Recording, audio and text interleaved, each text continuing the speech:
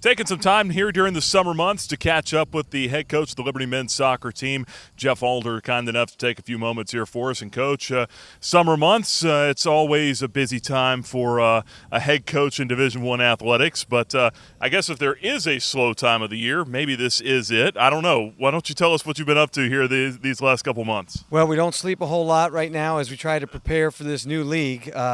We're excited about the opportunity. And we talk from Proverbs 16:9, where in his heart a man plans his course, but the Lord determines his steps. And so we're all ready to release the schedule end of May, beginning of June, and all of a sudden we got the great news that, okay, we're changing conferences.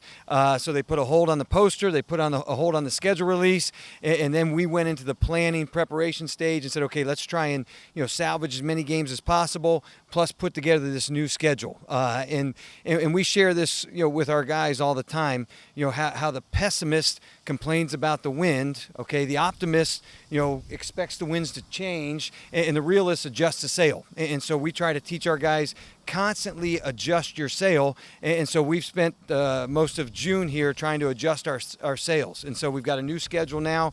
It's exciting for us because we got North Florida coming here, Jacksonville coming here, NJIT coming here, and then now we're going to make trips to Florida Gulf Coast. We're going to make trips to Stetson and Lipscomb and places we've never been before.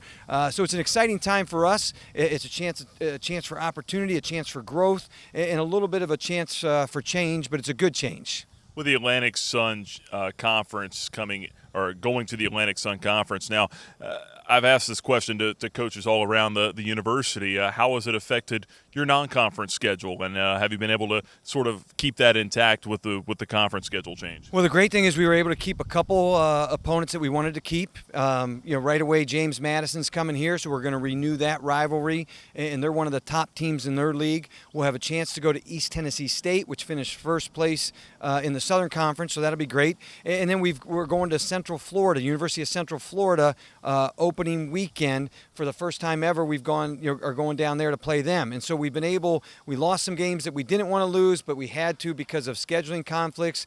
But we've been able to keep some teams on the schedule, and then we've added some new teams to the schedule, which will be a chance for us to play some different styles, some different flavors as we prepare for conference play. But right away, getting the home game with JMU is a good game because I don't think we've played them at home probably for 12, 15 years. So that's going to be exciting. Going back to East Tennessee State will be great. And then the trip to Central Florida right after the first weekend of the season will be a great chance for our guys to go to Orlando and play a very, very competitive team and obviously a name brand. Central Florida went 13-0 in football last year, claimed a portion of their national championship in football. So it's a great opportunity for our guys to see some different styles of play and play in some different cities. Yeah, and a lot of trips to Florida for you and the team. Are you going to get any chance to work on your tan away from the field? Well, again, SPF 50 or 60 for me. So at my age, you're just kind of lathering up and putting on a lot of protective stuff. But we're going to Florida 3 times, so I don't think our guys are going to complain next year because we're having a chance to see some really nice places and play in some great venues. Yeah, no doubt, and I'm in the same boat with you with that fair skin, so for what that's worth. Let's talk about your team and who you've got coming back here this year. A couple of your top goal scorers are back, Trey Soar and then Kevin as well. Tell us about what you're expecting out of those guys this year. Well, we're very blessed. Kevin graduated, and he started graduate school this summer, so he wants to get his master's degree. Trey Soar's got one more year with us, and I've talked to both of them in the last week or two, and exciting for them to be playing in the PDL, the Pro Development League, and having a chance to grow and mature as players and people this summer. But both of those guys are obviously highly decorated players. They've won a lot of individual hardware, but their main goal, their main emphasis is how can we help the team hoist a championship trophy, and so they're the ultimate team guys. So we're blessed to have those two guys back. Rigo Rojas will be another forward who's very dangerous, very good with his back to goal. And then we got a lot of great experience this past year for our young guys. This spring in goal, Jimmy Noble and then Brogan Engberg shared time, and so they both got experience playing against Virginia Tech, playing against the Richmond Kickers, the pro team in Richmond. And then some young guys last year, Matthew Zajac, Evan Godfrey, Carter Burris, those guys got significant minutes. Bobby Bynum. And then you've got some veteran guys coming back in the back where you look at Gio Murillo. He's training with DC United this summer and playing games with their under-23s. And then Nico Bellardi, who's one of our center backs. Isidoro Garcia is one of our center backs. Shalom Duty. A bunch of those young guys have now got a lot of experience and grown into men. And so we're excited about, those guys coming back as juniors and seniors. And then, outside Chase Hovius got a lot of experience this past spring. And then your midfield where the game's won and lost, Sean Stocker will be back for his senior year. Missed most of the fall, unfortunately, after making his debut as number 2 on SportsCenter's top 10. Suffered an ankle injury and missed most of his year with us, but he's back at full health, which is exciting. And then Ruben Garcia will be in the midfield battling with him. And so we feel we've got a lot of depth. We've got a lot of leadership, which leadership for us is plural. And so we could go on and on, but these guys are going to push each other to greatness. And we talk about it, it's on the wall in the locker room. It's iron sharpens iron, so one man sharpens another. We need these guys to make each other better, to hold each other accountable, and then our job as a staff is to help them become the best versions of themselves during our process and during the time together. So you've got 7 seniors coming back this year, as we said, your top 2 goal scorers, and it sounds like that you've got a lot of depth.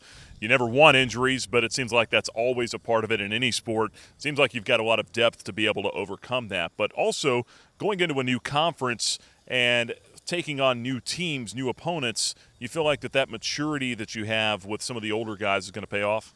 We really hope so, because we're going to spend a lot of time on a bus and a lot of time on planes and in airports, and so we're hoping that we'll be able to foster and develop and grow those relationships within the group, and then ultimately we feel those guys who've been in all these battles, have been hardened through the good times and the bad times, will allow us to sustain a level of success and a level of competition, and your hopes is that maturity will pay off. 2 years ago we lost 7 one-goal games, so we were in every game.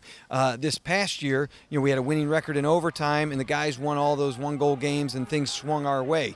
And so we hope and pray that another year in the weight room, another year of putting them through physical and competitions with all the different teams we play, will allow that maturity to hopefully kick in when we get into these close, tight games, especially in a new league, and those battle-tested guys will be able to drag us to the finish line. And ultimately, for us each day, you're just wanting guys to glorify God with the opportunities He gives them. This new league will give us an opportunity now to see some different locations, to play some different teams, to meet some new coaches and some new competitors. But ultimately, you're trying to represent Jesus Christ and use soccer as our God and our God-given abilities as a platform to share with these other teams. And so we're carrying a huge banner, obviously for God and for the university. But it's an exciting time for our guys, because those guys are having a chance to do what the groups before them never had to, and that's start a new league and visit some new places and hopefully compete for a different championship. A couple more questions here for you, Coach. Looking at the Atlantic Sun, it seems like a wide-open league. I mean, Lipscomb won it as a 6th seed last year. How do you feel about the competition? From top to bottom, as competitive as any league in the country. All of these coaches have proven track records at this level and have had sustained success in the A-Sun. So we're going to see a lot of different styles, a lot of new players. So we don't really know much about them. They don't know much about us. But we've kind of spent time this summer trying to learn about their styles of play, some of their personnel, and then you're hoping that them not knowing us as well as some of our previous conference teams did, we'll be able, even though they'll know who Kevin is and Trey is and Rigo is and Nico is and other guys, you're hoping that some of these new guys for us will emerge, some of the guys that got experience will emerge, and we'll be able to really try to surprise some of these teams that are seeing us for the first time. Yeah, and last thing here, we talk about it maybe being a slower time of the year in comparison.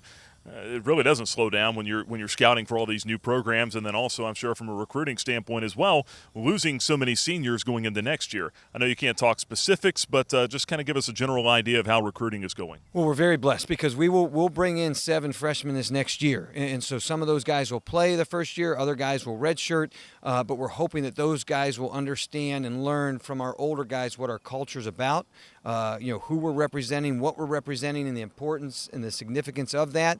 And so we'll have some young guys in the system this year, plus the young group that we had this past year. We're hoping that those guys will grow and get more minutes and make a bigger impact and continue to influence the game. And then now, us going to Florida 3 times is going to hopefully enhance our ability to go to Florida recruit. Now we're going to go to Nashville and Tennessee and some other areas, in the New York, New Jersey area with NJIT. And so now we're hoping that with all those alums out there, we're going to be able to identify and find kids that fit in our culture and in the Liberty environment, through this new move. So it's an exciting time, but we've got a lot of work to do to put, a group in place to prepare us for when we graduate this big class a year from now. Coach, appreciate the time. Looking forward to seeing what the future holds. All right, thanks again. Go Flames.